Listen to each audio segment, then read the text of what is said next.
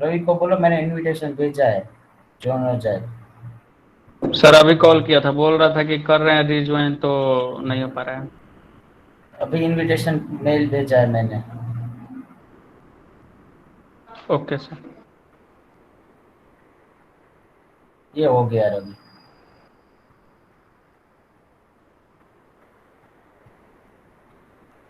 Last year मैंने बोला था your all the messages, chat and even chat, your messages, everything is will be recorded. So make sure this is not your personal chat.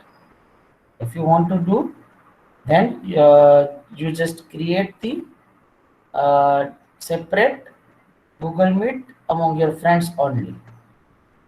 Do not do anything in uh, our this schedule. Now deadlock recovery. So the most simpler way to recover from deadlock is to roll back any of the transactions. So already we have discussed all these things. Just we have to go through the point wise. In which point we have how much we can, how much content we can write, and what we can include. That's it. So some of you have gave the solution. See, sir, we can roll back the transaction. मैंने I think OD का example दिया था. So roll back any of the transaction. But roll back करने के लिए condition आप लोगों ने बताई थी कुछ, डिपेंड्स ऑन सिचुएशन, इमरजेंसी है या फिर टाइम किसका शॉर्टेज, ओडी के एग्जांपल में ही हमने लिया था, ठीक है। So the transaction which incurs minimum loss is rolled back and it is known as the victim. It means we have to select one victim transaction, victim no. So victim किसको बनाएंगे, जिसको minimum loss होगा उसको victim बनाएंगे, उसको किल करके, ठीक है। क्योंकि कंपैरिजन दो में होती है, तो कंपैरिजन करने के लिए हमें एक विक्टिम ट्रांजैक्शन चाहिए। So the decision to roll back a transaction is made on following criteria. So we will take care when we are going to kill the transaction or roll back the transaction. At that time we need the victim recover victim transaction, and then we will see the following criteria. The transaction which have minimum locks, first we will roll back this transaction which have a minimum locks. Second, transaction which has executed less work. It means जो अभी start हुआ है उसको हम roll back पहले करेंगे, क्योंकि जिसका 90% वर्क खत्म हो गया है उसको रोल बैक करेंगे तो उसको क्या शुरू से स्टार्ट करना पड़ेगा एज पर दी एटोमिसिटी आइदर 0% और 100%। सो ट्रांजैक्शन हम कौन सा रोल बैक करेंगे, which has executed lace work. Then transaction which is very far from completion, it means both are same, second point and third point। कि suppose 50% खत्म हो गया तो 50% अभी बाकी है, लेकिन दूसरा ट्रांजेक्शन है उसका 60% हुआ और तो 40 बाकी है, दोनों में से 50 वाले को पहले हम रोल बैक करेंगे और रिमूव भी कर सकते हैं। Already we have discussed this thing with the real life example. I gave you the that OD example, so you can just correlate that thing. Deadlock prevention. It means how we can prevent the deadlock. There are two techniques: weight die approaches and wound weight approaches. So let's see one by one. Weight die approaches. So already simply just at that time in the last lecture I told you, just remember one point. If you remember this point, the rest of will be similar and you will get clear concept. So in a weight die approach is who will wait and who will die. If two transactions are there requesting and holding the resources, so which transaction should wait and which transaction should die. So that is the wait die approaches. So if an older transaction is requesting a resource which is held by younger transaction, then older transaction waits. तो हमने यही बोला था कि आपको car चाहिए, तो आपके पापा बोलेंगे ठीक है, मैं वेट कर रहा हूँ, आप थोड़ी देर के बाद आके मुझे चाबी दे देना। Similar way, older transaction will wait and a younger transaction, if the younger transaction is requesting a resource which is held by older transaction, then a younger transaction is killed and rolled back. So that is the die condition. Wait कौन करेगा?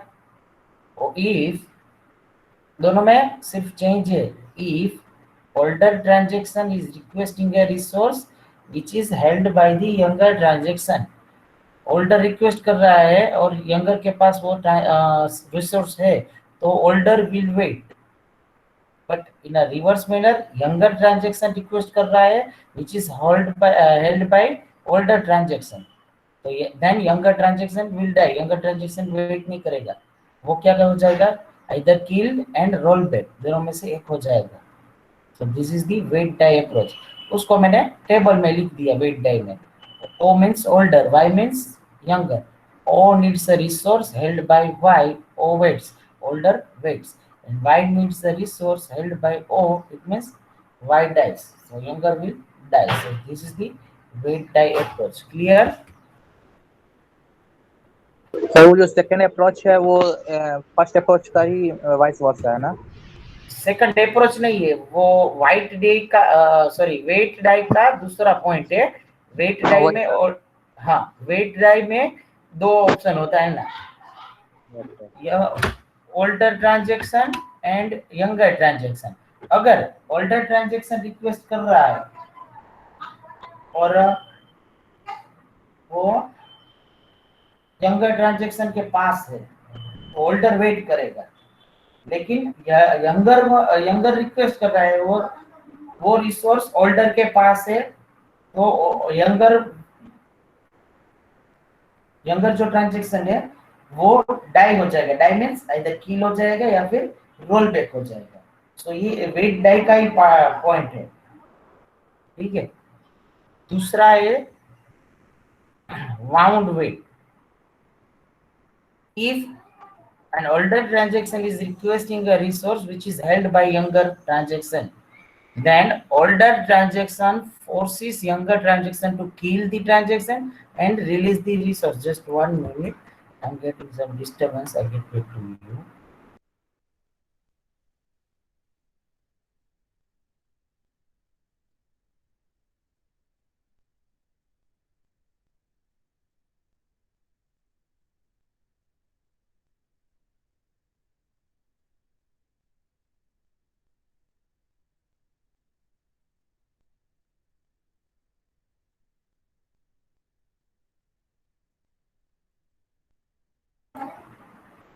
Yeah, it means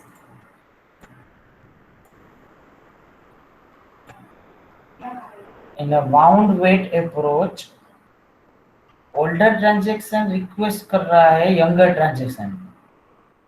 wait die में यही कर रहा था, तो younger को older transaction is requesting a resource which is held by younger transaction, so in a wait die क्या कर रहा था, वेट कर रहा था older।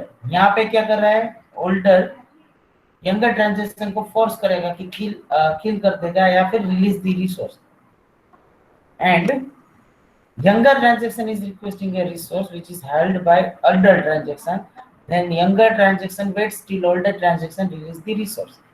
यहाँ पे चेंज हो गया। यहाँ पे दूसरे पॉइंट में कहा था, दोनों अब कंपेयर करो। यहाँ पे देखो, वेट डाई में ओल्डर रिक्वेस्ट कर रहा है यंगर के पास जो है रिसोर्स, तो ओल्डर वेट कर रहा है। माउंट वेट में क्या हो रहा था, माउंट वेट में क्या हो रहा है कि older transaction requesting a resource which is held by younger transaction, तो यंगर ट्रांजैक्शन को फोर्स कर रहा है किल करने के लिए या फिर release the resources. Second point compare कीजिए, younger transaction is requesting a resource which is held by older transaction, then younger transaction is killed and roll back, younger transaction kill हो जाएगा। और दूसरे में माउंट वेट में क्या हो रहा है कि वेट कर रहा है, ऑलमोस्ट आप बोलो तो क्रॉस है चारों पॉइंट, उसका पहला इसका दूसरा। लेकिन थोड़ा सा बहुत कंफ्यूजन रहेगा लेकिन सिंपली माउंट वेट में इतना याद रखो, older will kill this resource, kill the transaction and release the resources. Older one never waits in a bound way, and younger one will wait. And wait die में older one will wait, and the younger one will be killed. So नीचे जो table दिए है वो याद रखिए. O needs a resource held by Y. O waits. Y needs a resource held by O. Y dies. Let's see in a bound wait में क्या हो रहा है. O needs a resource held by Y. Y hurts or dies. It means Y kills and dies. Y needs a resource held by O. Y waits. Y यहाँ पे wait कर रहा है, वहां पर उसमें क्या कर रहा था, O वेट कर रहा था. ठीक है, clear. Hello sir. Sir transaction kill और रोल बैक में सर क्या डिफरेंस है?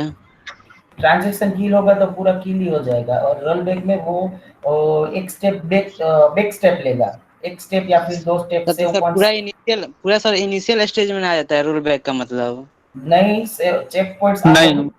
आप शायद पहले के लेक्चर नहीं अटेंड किए हो, उसमें चेक पॉइंट करके कंसेप्ट आया था. यस सर, वो पढ़े हैं, चेक पॉइंट पढ़े हैं सर. तो चेक पॉइंट के हिसाब से वो रोल बैक होगा. कितना रोल बैक लेना है वो उसके ऊपर डिपेंड है, सिचुएशन. और सर ट्रांजैक्शन रिलीज्ड सोर्स का अर्थ क्या है? किसका? Transaction released source. ये भगवान Jaishankar, you first you should have to go through the previous lectures first. ये किसका कंसेप्ट है पता है आपको? ट्रांजैक्शन का ये यूनिट जब स्टार्ट हुआ ना, उसका कंसेप्ट है रिलीज रिसोर्स. वो सर हम समझ रहे हैं, लेकिन यहाँ सर तीनों सर किल और ये रिलीज और रोल बैक तीनों एक ही साथ आ रहा है कभी कभी, तो सर इसमें प्रॉब्लम है. सीधी सी बात है, पहले का कुछ समझ में नहीं आया, आज जागे हो तो आज आपको समझ में आया सर, इसलिए क्वेरी की. रिसोर्स क्या है ना, उसके ऊपर ये चैप्टर है. रिसोर्स पता नहीं है तो कुछ नहीं पता चलेगा.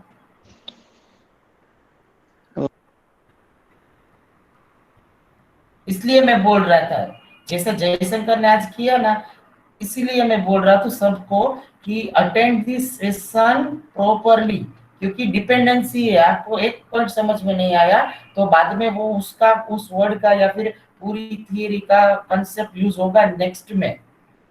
ट्रांजैक्शन चैप्टर जब स्टार्ट हुआ ना, कितने लेक्चर लिए? ऑलमोस्ट 10 से 15 लेक्चर, मोर देन 15 लेक्चर्स लिए. ये फर्स्ट लेक्चर का कंसेप्ट है, रिसोर्स क्या है वो. फिर रविंद्र जी से बोलेंगे कि सर गुस्सा हो रहे हैं, बट ऑब्वियसली गुस्सा होने की बात है कि मेरी 15 लेक्चर की मेहनत जयशंकर ने अभी पानी में डाल दी.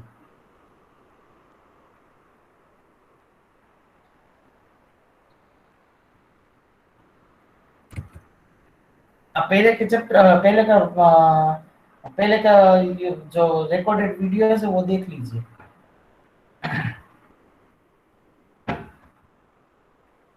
क्लियर. नेक्स्ट, बाउंड वेट और वेट डाई में किसी को डाउट है? This is the deadlock prevention technique. Is there any doubt in deadlock prevention?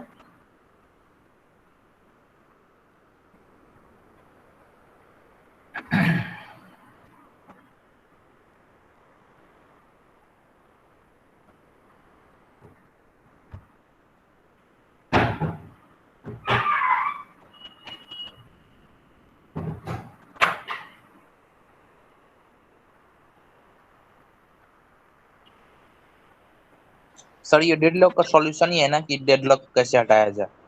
Yes, deadlock prevent कैसे हो जाए, हो सकता है. यस, प्रिवेंशन का मतलब ही यही है. सर टाइम स्टैम्प से पता लगा सकते हैं कौन सर ओल्डर है, कौन यंगर है? हाँ, उसके लिए तो टाइम स्टैम्प बेस्ड प्रोटोकॉल हमने प्रीवियस या फिर प्रीवियस लेक्चर में पढ़ा था ना, time stamp based protocol. TS और TS1 TS2 ऐसा लिया था टाइम स्टैम्प. तो उससे ही पता चलेगा ना यंगर वन कौन है, ओल्डर वन कौन है. ऐसे तो थोड़ी ना पता चलेगा. जैसे आप यंगर और ओल्डर कैसे पता चलता है? एज से. यस सर, कोई मतलब ट्रांजैक्शन है उसमें, मतलब कैसे पता करेंगे लोग कि कौन यंगर है कौन ओल्डर है? वो टाइम के ऊपर. वो लास्ट लेक्चर में ही मैंने बोला था। यस सर, ऐसे पता चल ही नहीं पाएगा। हाँ सही है। In every lecture, in every theory, after completion of the theory, I am asking, is there any doubt? So I appreciate your response, क्योंकि मोस्ट ऑफ स्टूडेंट्स जो अटेंड कर रहे हैं ना सही से, वो उसको मेरे हिसाब से डाउट ही नहीं आता, क्योंकि वो अच्छे से समझ रहे हैं। ठीक है, अगर डाउट आता है तो इट्स ओके, जेन्युइन डाउट है उन लोगों का, और आना चाहिए। अगर नहीं समझ में आए तो ठीक है, लेकिन when I ask is there any doubt, at that time they are asking particular that here is doubt, not like that previous starting से। ठीक है, और लास्ट लैब में लड़कियां बोल रही थी कि हम नहीं बोल पा रहे हैं, हम सर से नहीं पूछ रहे, क्यों? वैसे तो आप सब बोलते हो girls and both both are equal, so boys अभी यहाँ पे पूछ सकते हैं कि सर ये डाउट है, तो आप क्यों नहीं बोल सकते? वैसे मैंने बोला है कि सिर्फ boys will ask the doubts.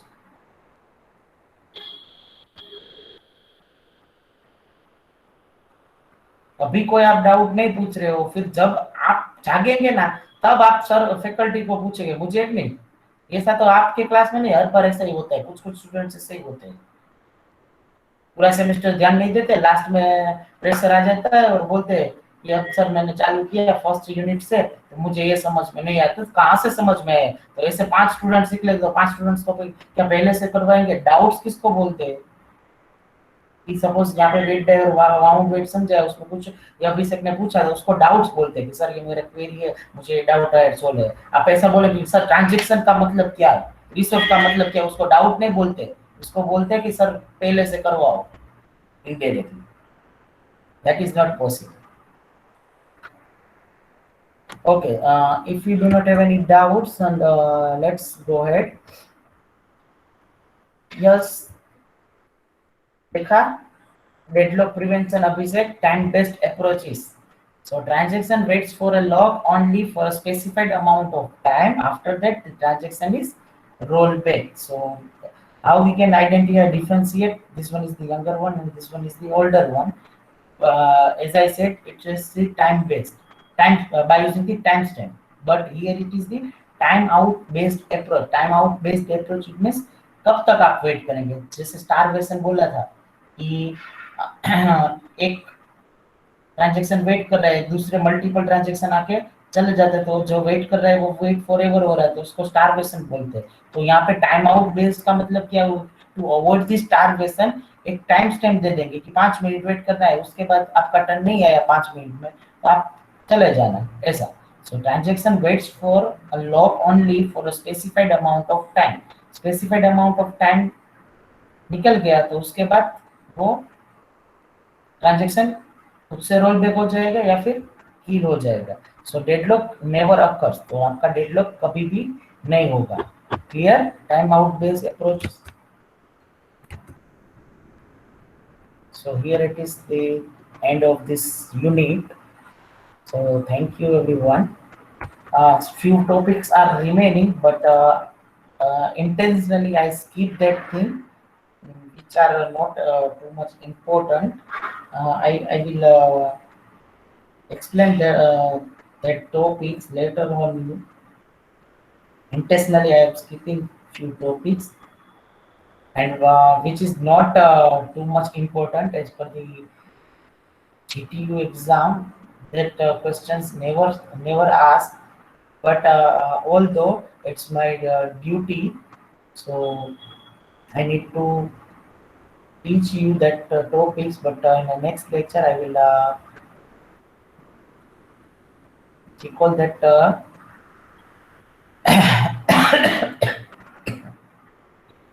topics. There is Sonu Kumar. Sonu Kumar, are you present? Yes, sir. Hello sir. आप गूगल मीट में लेक्चर अटेंड कर रहे हो या फिर गूगल क्लासरूम में सर्टिफिकेट अपलोड कर रहे हो? फिर बाद में कुछ क्वेरी आएगी तो आप बोलेंगे सर मेरा नेटवर्क नहीं था, मेरा ध्यान नहीं था। पैरेलली एक टास्क करो ना।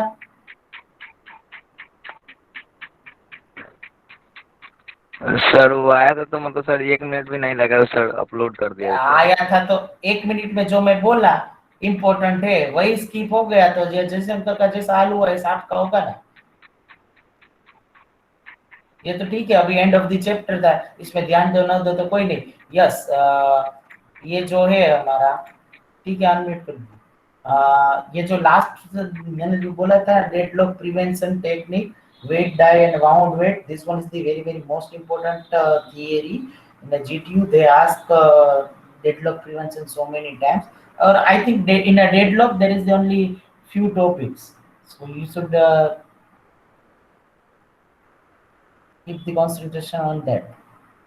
Yeah, Harshit, sir, what is the name of next chapter? Okay, that you should keep the patience, because I will share that thing with you, not with others. So you should be the patient. Yes, Manish is right. Relational database design. This one is the next IMP units, which has a more weightage. But before that, I would like sir to. Yes, yes. Normalization sir. That is the relational database design. Normalization is the concept of under this unit, relational database design. मुझे लग रहा है आप सब पढ़ के आते हो, मुझे आप सबसे क्लास रखवानी चाहिए, सब सोच रहा हूँ, है ना। आप इतना करके आते हो अच्छी बात है, अगर आप जानते हो तो एक आध यूनिट आप प्रेजेंट कर दो, सबको समझा दो, एक्सप्लेन कर दो, ताकि आपका प्रेजेंटेशन स्किल भी डेवलप हो और अच्छा हो पाए।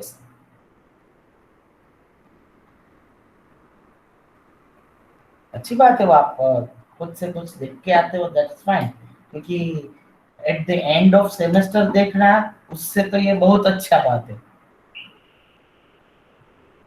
Out of 60 students, 20 students are doing all the works and paying their class, attend class regularly and topics regularly, but most of students are doing same thing. At the end of semester book issue करवाएंगे, जब semester subject खत्म होगा तब, और उसके बाद किसी को पूछेंगे जो रेगुलर स्टूडेंट है या फिर फैकल्टी को पूछेंगे, सर इसमें IMP टॉपिक बता दो। क्लास में ध्यान दिया होता तो आप सबको पता चल जाता कि ये जनरल में डिस्कशन कर रहा हूँ, हर बार ऐसे ही होता है इसमें, क्योंकि स्टूडेंट्स तो स्टूडेंट्स है।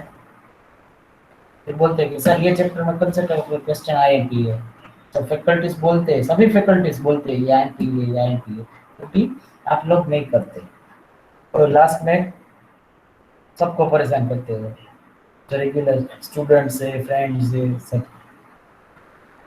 Okay, let's revise all this concept.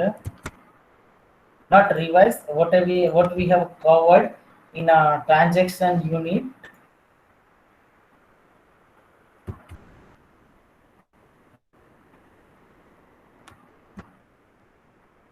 So here it is the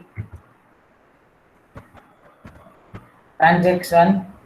So first, what do you mean by the transaction? We have seen one example was given to you. This is known as the operation set of operation work as a single unit. That is the transaction. Then acid property, atomicity, consistency, isolation, and durability. Again, this one is the IMP. The result is atomicity 0% or 100%. Consistency, it means database should be consist.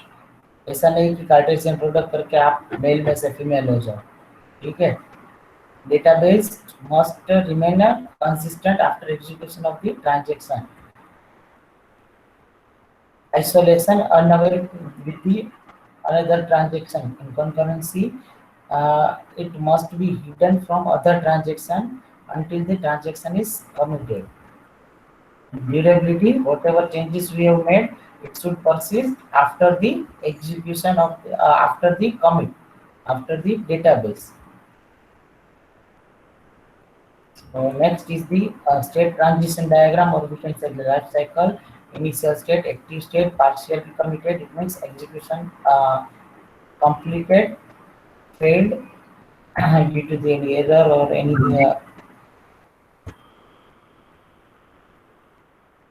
yours. Any query? Okay, I think by mistake. Yes, failed and then committed after completion of all the transactions operations. Database, whatever we have performed the operations, it will be changed to the database, reflected to the database. Abrupted transaction has been rolled back and the database has been restored to the start of the state, or we can say that a rollback, or this is the diagram.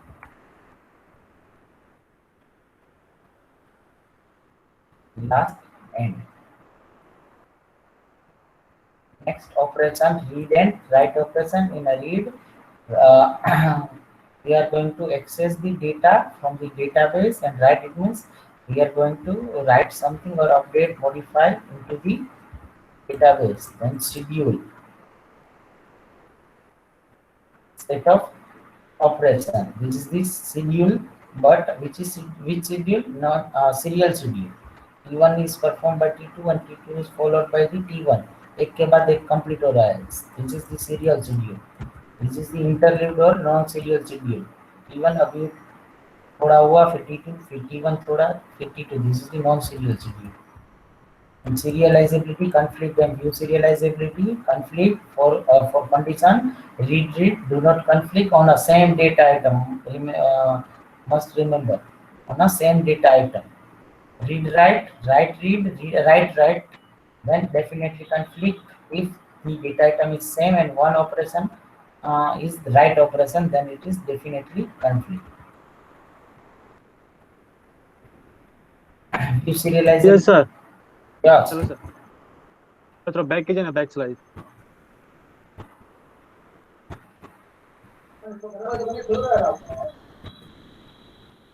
Back और back. Yes sir, ये sir इसी को तो explain कीजिए फिर से. Sir confusion है कि ये स्वेप कैसे हो रहा है.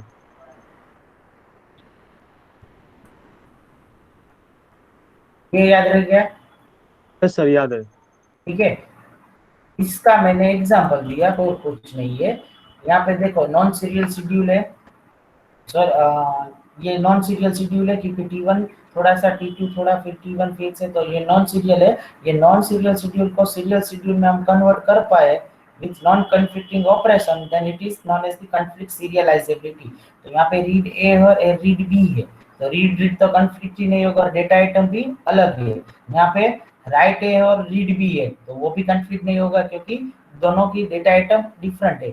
राइट बी और राइट ए है, दोनों की अलग है. It means we can swap it. इसको हम बाद में परफॉर्म कर लेंगे क्योंकि दोनों डिपेंडेंट नहीं है, कन्फ्लिक्ट नहीं हो रहा है, इसलिए इसको हम स्वैप कर पा रहे हैं. तो इसको मैंने स्वैप कर लिया, तो ये सीरियल शेड्यूल होगा. ये नॉन सीरियल से सीरियल शेड्यूल, अगर हम सीरियल शेड्यूल कन्वर्ट कर पा रहे हैं तो उसको कन्फ्लिक्ट सीरियलाइजेबिलिटी बोलेंगे. ठीक है, ओके सर. ये सीरियलाइजेबिलिटी के तीन, initial read, updated read and final right. जो R1 में हो रहा है वही R2 में हो तो उसको इनिशियल रीड बोलेंगे. ठीक है, अपडेटेड रीड की जो फाइनल रीड हो रहा है वो T2 ने परफॉर्म किया है R1 में, तो सेम थिंग T3 में भी, R2 ऑपरेशन में भी वही होना चाहिए. ठीक है, ये मैं डिटेल में इसलिए एक्सप्लेन नहीं कर रहा क्योंकि we have wasted the 2 hours. Generally this requires only 15 to 20 minutes, but we have spent the 1 hour for particular one topic. That's why I am just overviewing you. Final right, it means T3 में final right हो रहा है तो R2 schedule में भी final right T3 में ही होना चाहिए. That is the final right. Cascading rollback, it means if transaction P10 कुछ रोलबैक कर रहा है तो T11 को भी रोल बैक करना पड़ेगा, T12 को भी रोल बैक करना पड़ेगा, क्योंकि T11 और T12 are depending on T10। जैसे मैंने कॉपी का एग्जांपल दिया था, आप आगे वाले से कॉपी कर रहे हो जैसा, ठीक है। फिर टेस्टिंग फॉर सीरियलाइजेबिलिटी, यहाँ पे एक्सप्लेन किया था सब resources and loop cycle is there, then we can say that deadlock and all this conflict serializable है कि नहीं है वो। To phase commit protocol, two phase prepare phase and commit phase. Prepare phase में सब प्रिपेयर होंगे, सबका response आ जाए तो उसके बाद कोऑर्डिनेटर है वो कमिट के लिए सबको सेंड करेगा और सब लोग एक्नॉलेज देंगे। एक का भी रिस्पॉन्स नहीं आ रहा है तो उसका मतलब क्या हुआ, वो कमिट नहीं होगा टू फेज कमिट।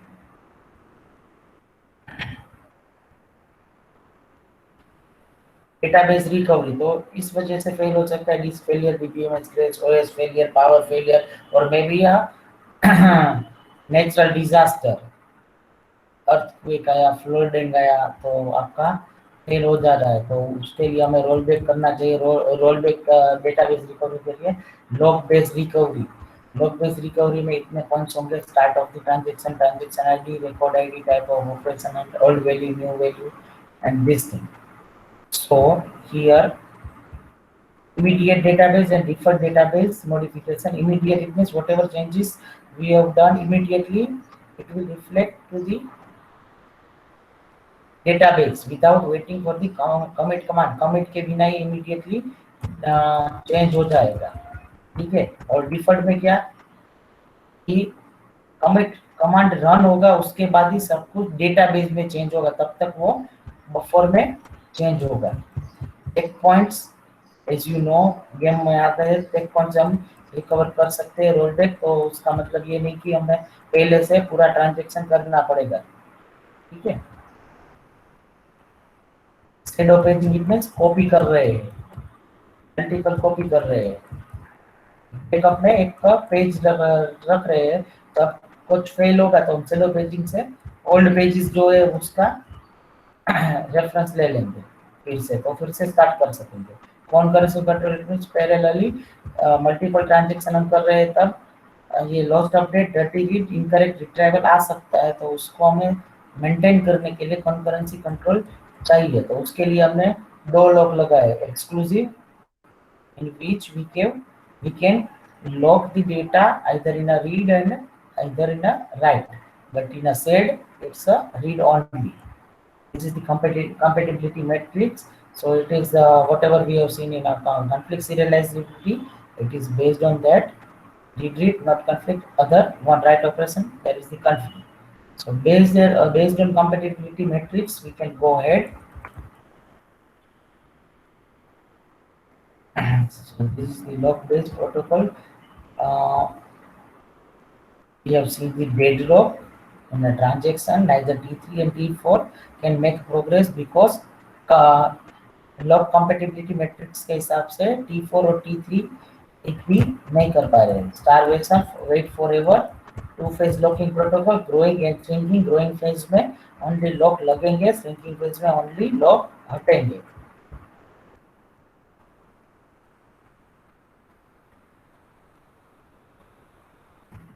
दो पढ़ाई, स्ट्रिक और रिगरस। स्ट्रिक का मतलब क्या हुआ,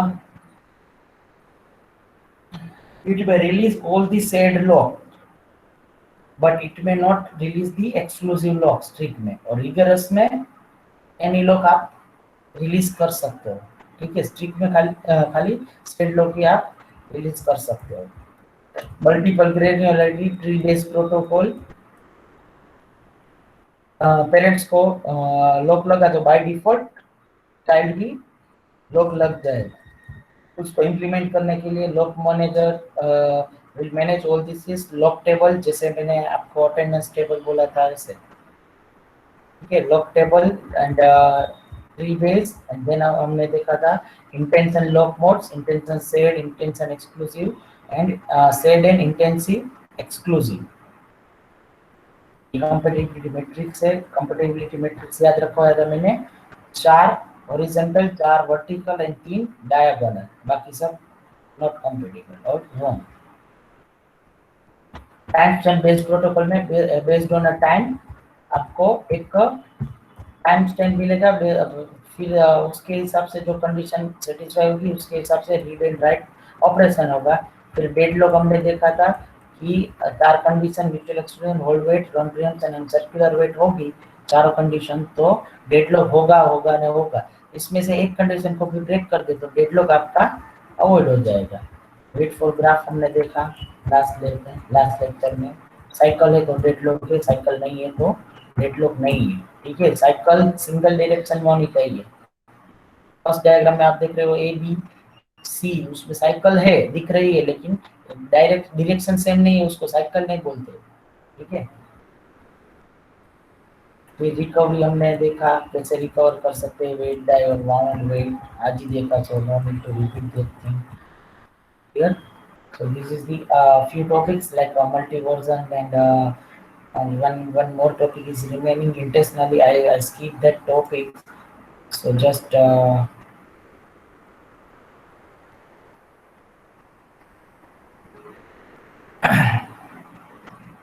sir, if you save time, then once you make a revision of relational algebra, uh, I will definitely I will do it, but not right now because right now my plan is that first let's see what type of question will be asked in a GTU and what will be the paper style and all this thing. Yeah. So in next lecture, it's a 10:16. So in a 10:30 lecture, I will start the we will discuss the GTU question papers. How you can prepare for the GTU exam, for the written and all these things. Yeah. Do not worry, Rajesh. Definitely, we have a lots of time because whatever IMP units and whatever weightage we have, more weightage, important weightage, that units we have completed. इसके बाद जो ये जो database design है normalisation वाला, वो एक more weightage वाला है। बाकी सब में तो मैं एक लेक्चर में भी कंप्लीट कर सकता हूँ। ठीक है सर